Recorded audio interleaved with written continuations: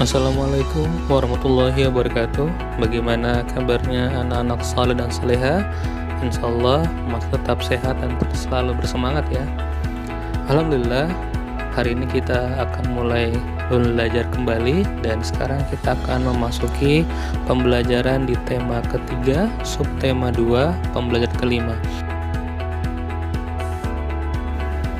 Baik, insya Allah materi yang akan Pak Guru sampaikan pada hari ini adalah yang pertama IPA, penyebab gangguan pencernaan, yang kedua bahasa Indonesia, langkah-langkah membuat media cetak, dan yang terakhir adalah SBDP mengenai unsur-unsur dalam sebuah pergelaran tari. Silahkan disimak baik-baik apa yang nanti akan Pak Guru sampaikan berikut ini.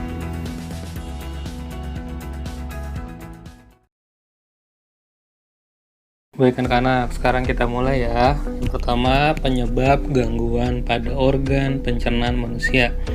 Di IPA tematik kelas 5, tema 3, subtema 2, pembelajaran kelima. Hari ini kita silakan buka bukunya halaman 116. Gangguan pada organ pencernaan dapat disebabkan oleh yang pertama adalah makan yang tidak teratur. Makanan yang tidak teratur ini biasanya kita mengkonsumsi makanan yang minuman yang tidak bersih. Berikutnya, kita juga sering mengkonsumsi makanan yang mungkin sudah kadaluarsa atau sudah lewat masa konsumsinya atau expired. Berikutnya, makanan tidak teratur ini nanti kalian akan menyebabkan contoh penyakitnya yang disebabkan bisa mah. Kemudian disebabkan oleh meningkatnya cairan di asam lambung. Nah, biasanya kalau cairan asam mahnya sudah tinggi, maka kita akan merasakan sakit perut dalam tubuh kita. Berikutnya adalah mengkonsumsi makanan dan minuman yang tidak bersih. Contoh makanan yang tidak bersih ialah makanan yang dihinggapi oleh lalat. Kita ketahui bersama bahwa kebiasaan lalat adalah hinggap pada sampah dan tempat-tempat yang kotor, sehingga makanan yang sudah dihinggapi oleh lalat otomatis akan terkena bakteri atau kuman yang menempel dari lalat tersebut. Contoh minuman yang tidak bersih adalah minuman yang tidak matang atau tidak direbus dengan sempurna. Contohnya adalah minuman air mentah. Itu dapat menimbulkan perut kita terasa sakit.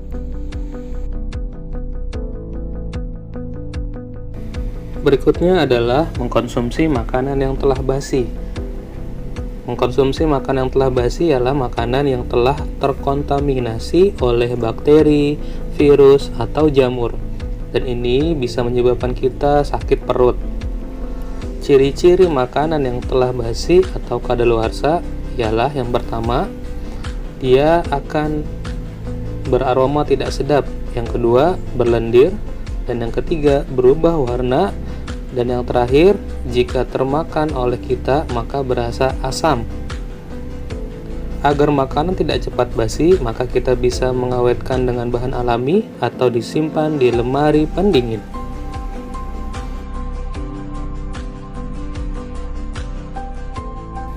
Yang kedua, ketika kita makan terlalu cepat, maunya sambil berbicara atau makan yang terlalu cepat akan menyebabkan kita menelan terlalu banyak udara sehingga lambung terasa penuh dan keras.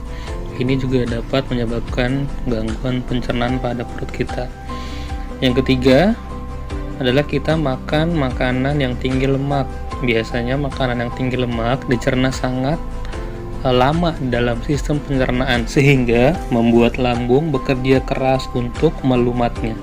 Dan yang terakhir adalah obesitas.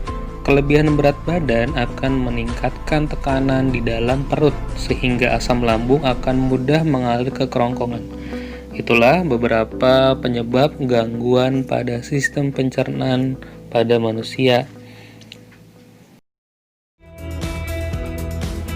Berikutnya, kita akan belajar mengenai langkah-langkah membuat iklan pada media cetak. Pada pertemuan sebelumnya, kita sudah mencoba untuk membuat iklan. Sekarang, marilah kita pelajari lebih jauh tentang bagaimana cara membuat iklan. Sebuah iklan yang baik kita harus memperhatikan beberapa hal seperti judul, isi, gambar, warna, dan gambar yang menarik. Selain itu, kalimat-kalimat iklan yang digunakan harus menjadi hal yang penting pula untuk kita cermati. Nah, bagaimana sih cara langkah-langkah atau bagaimana sih langkah-langkah yang harus kita lakukan dalam membuat rancangan iklan pada media cetak agar terlihat lebih menarik? Ikutilah beberapa hal berikut ini.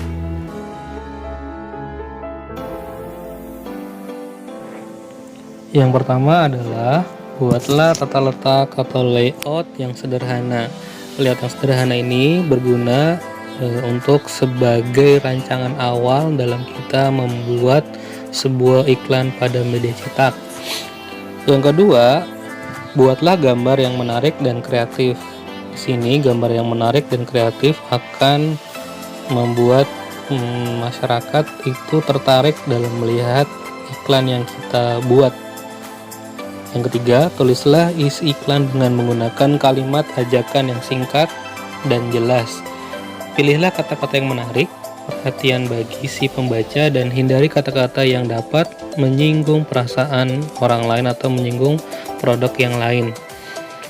Yang keempat, pilihlah bahasa iklan yang mudah dipahami dan diingat masyarakat, serta dapat menimbulkan rasa penasaran bagi pembacanya.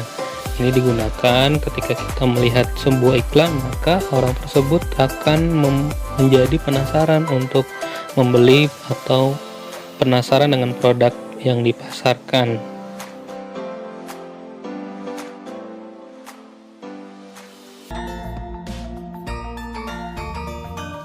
Berikutnya kita akan mempelajari unsur-unsur persiapan dalam peragaan tari. Tari merupakan ekspresi manusia melalui gerakan tubuh seperti tangan, kaki, dan lain sebagainya yang berirama. Tari biasanya diiringi dengan bunyi-bunyian seperti musik dan gamelan. Agar gerak tari terlihat indah, diperlukan unsur-unsur pendukungnya sebagai berikut. Yang pertama adalah gerak tari.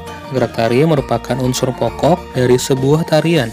Gerak sebuah tarian biasanya merupakan gerak yang sudah ditata sedemikian rupa. Yang kedua adalah properti tari. Properti yaitu semua peralatan yang digunakan dalam pementasan tari, digunakan untuk memberikan keindahan sehingga sebuah tarian terlihat lebih sempurna. Berikutnya adalah musik pengiring. Musik pengiring yaitu musik yang membantu gerak tari menjadi lebih teratur dan indah. Musik yang dinamis dapat membuat penonton lebih mudah memperoleh pesan suatu tarian. Berikutnya adalah kostum. Kostum berfungsi untuk mendukung tema atau isi tari sehingga peranan-peranan dalam suatu tarian menjadi lebih jelas.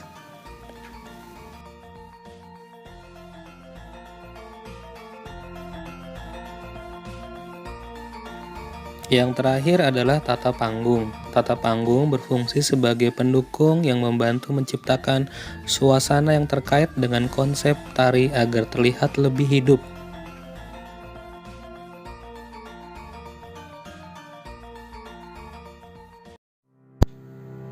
Baik, untuk tugas hari ini silahkan kalian buka halaman 123.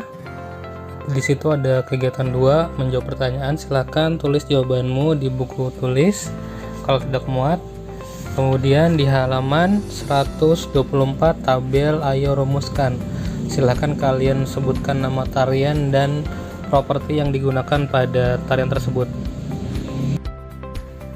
Alhamdulillahirrahmanirrahim, akhirnya kita sudah menyelesaikan pembelajaran pada hari ini. Terima kasih yang sudah menyimak, mudah-mudahan kita dapat mengambil ilmu yang tadi sudah Pak Guru sampaikan. Terima kasih, sampai jumpa pada pertemuan berikutnya. Wassalamualaikum warahmatullahi wabarakatuh.